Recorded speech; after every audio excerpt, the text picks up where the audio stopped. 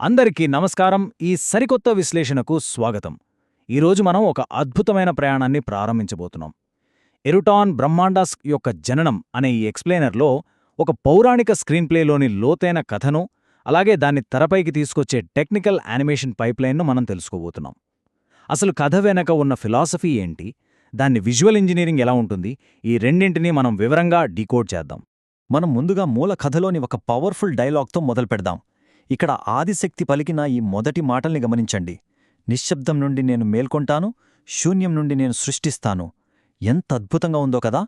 ఈ ఒక్క వాక్యంతోనే మొత్తం విశ్వం ఎలా పుట్టింది అనేదానికి సంబంధించిన ఒక సినిమాటిక్ వాతావరణం మన కళ్ల ముందు కదులుతుంది. సృష్టికి ముందున్న ఆ నిశ్శబ్దం, ఆ శూన్యం నుండి పుట్టుకొచ్చే ఒక మహాశక్తి, ఇవన్నీ కథను ఎంత బలంగా ప్రారంభిస్తాయో ఈ వాక్యం మనకు స్పష్టంగా చెబుతోంది. ఈ ప్రయాణంలో మనం ప్రధానంగా 4 అంశాలను చూడబోతున్నాం. మొదటిది పౌరాణిక కథానేపథ్యం, రెండవది మొదటి సన్నివేశాన్ని ఎలా విజువలైజ్ చేశారు అనేది, మూడవది సృష్టికి సంబంధించిన శబ్ద రూపకల్పన, మరియు చివరగా అసలు యానిమేషన్ పైప్ లైన్ ఎలా ఉంటుంది అనేది మనం ఈ విశ్లేషణలో కవర్ చేద్దాం.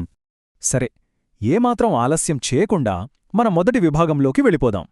అదే పౌరాణిక కథా నేపథ్యం. అసలు ఈ ఎరుటాన్ మూలకథేమిటో ఇప్పుడు చూద్దాం.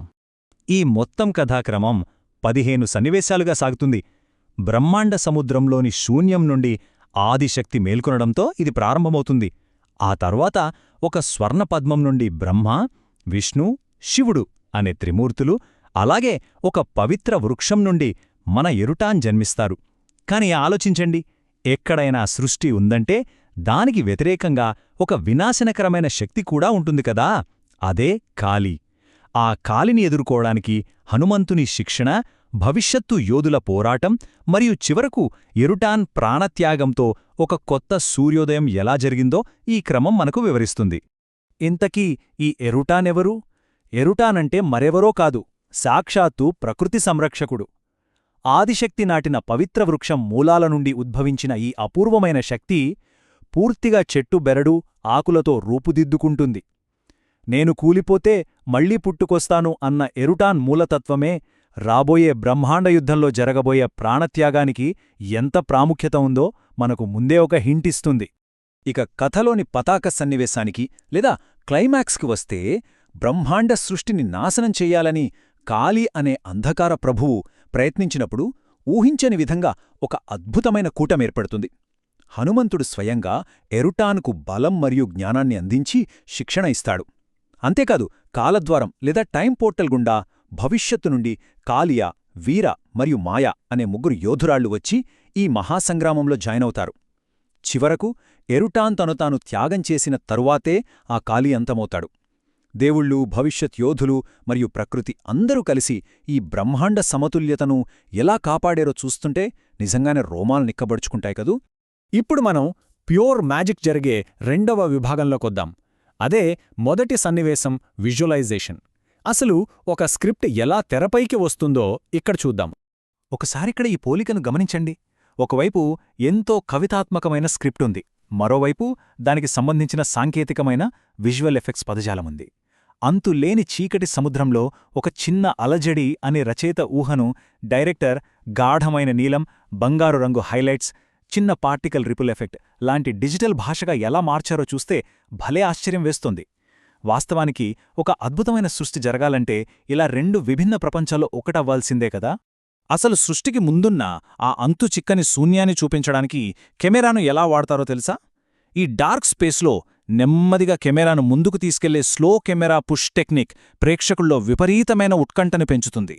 ఆ కటిక చీకటి నుండి ఒకే ఒక్క బంగారు స్పార్క్ నెమ్మదిగా మెరుస్తూ ప్రాణం పోసుకోవడం అస్తిత్వం యొక్క మొదటి కదలికను సూచిస్తుంది.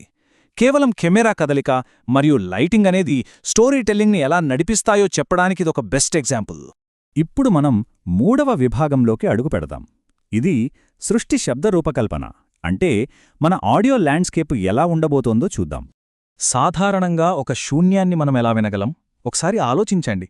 కేవలం విజువల్స్ మాత్రమే ఉంటే సరిపోదు కదా. ఈ విశ్వాన్ని మనం పూర్తిగా ఫీల్ అవ్వాలంటే ఆ శబ్ద ప్రపంచం కూడా అంతే ముఖ్యం. శూన్యాన్ని సూచించడానికి లోతైన యాంబియంట్ హమ్స్ మరియు బాస్ శబ్దాలను అద్భుతంగా డిజైన్ చేశారు. విశ్వం మెల్లగా కదులుతున్నప్పుడు వచ్చే ఒక సన్నని నీటి అలల శబ్దం, ఆ బంగారు వెలుగు వచ్చినప్పుడు వచ్చే దైవికమైన నాదాలు, హబ్బా, ఆ ఫీల్ వేరు. అలాగే ఆదిశక్తికి ఒక గంభీరమైన గాత్రం, నెరేటర్కు లోతైన వాయిస్ ఓవర్లు ఈ మొత్తం వాతావరణానికి ఒక ఆధ్యాత్మికమైన లోతును తీసుకొస్తాయి. ఇక మన చివరి విభాగం 4వది. అసలు ఈ అద్భుతాన్ని సృష్టించడానికి వాడిన యానిమేషన్ పైప్లైన్ మరియు సాంకేతిక సాధనాలు ఏమిటో ఇప్పుడు తెలుసుకుందాం. ఇక్కడ స్క్రీన్ మీద కనిపిస్తున్న ఈ సాఫ్ట్వేర్ టూల్స్ చూసారా? ఇవన్నీ ఇండస్ట్రీ స్టాండర్డ్ టూల్స్ అన్నమాట. యానిమేషన్ మరియు పార్టికల్ ఎఫెక్ట్స్ కోసం బ్లెండర్, అన్రియల్ ఇంజిన్ లాంటి వాడుతున్నారు. ఇక వీడియో ఎడిటింగ్ కోసం Premiere Pro, DaVinci Resolve, audio editing కోసం ఆడాసిటీ మరియు అడోబ్ ఆడిషన్ లాంటి పవర్ఫుల్ సాఫ్ట్వేర్లను ఉపయోగిస్తున్నారు. ఈ సినిమాటిక్ 3D రూపానికి ఇవే అసలైన పునాది రాళ్లు అని చెప్పొచ్చు. ఒక పేపర్పై రాసిన అక్షరాలు ఫైనల్గా హై డెఫినిషన్ వీడియోగా మారే 5 దశల పైప్లైన్ ఇది. ఫిల్మ్ మేకింగ్లో ఇదొక అద్భుతమైన ప్రయాణం. ముందుగా స్టోరీ బోర్డింగ్ ద్వారా ప్రతి దృశ్యాన్ని ప్లాన్ చేసుకోవడం, తర్వాత యానిమేషన్ స్టైల్ ఎంపిక, వాయిస్ ఓవర్ రికార్డింగ్, VFX వాడి యానిమేట్ చేయడం మరియు ఫైనల్ 4K రెండరింగ్ వరకు ఒక ఆలోచన, దృశ్య రూపం దాల్చే ఈ ప్రాసెస్ మొత్తం ఒక మ్యాజిక్ లాగా అనిపిస్తుంది గదా? మనం చివరగా ఒక ఆసక్తికరమైన ప్రశ్నతో ఈ ఎక్స్ప్లెయినర్ను ముగిద్దాం. సృష్టి యొక్క ఈ శాశ్వతమైన చక్రం ఎప్పటికీ ఇలా కొనసాగుతూనే ఉంటుంది. స్క్రిప్ట్లోని 15వ సన్నివేశం కూడా మనకు ఇదే చెబుతుంది. మరి కథలు చెప్పే ఈ నిరంతర క్రమంలో తదుపరి ఖాళీ పేజీ నుండి ఎలాంటి కొత్త విషయం పుట్టుకొస్తుందంటారు? ఈ విశ్లేషణ ద్వారా ఒక అద్భుతమైన కథ ఎలా పుడుతుంది, దాన్ని తెరమీదికి ఎలా తీసుకొస్తారో అనే దానిపై మనకు ఒక మంచి క్లారిటీ వచ్చిందని ఆశిస్తున్నాను. నాతో పాటు ఈ అనంతమైన విజువల్ స్టోరీటెల్లింగ్ ప్రయాణంలో పాల్గొన్నందుకు అందరికీ ధన్యవాదాలు.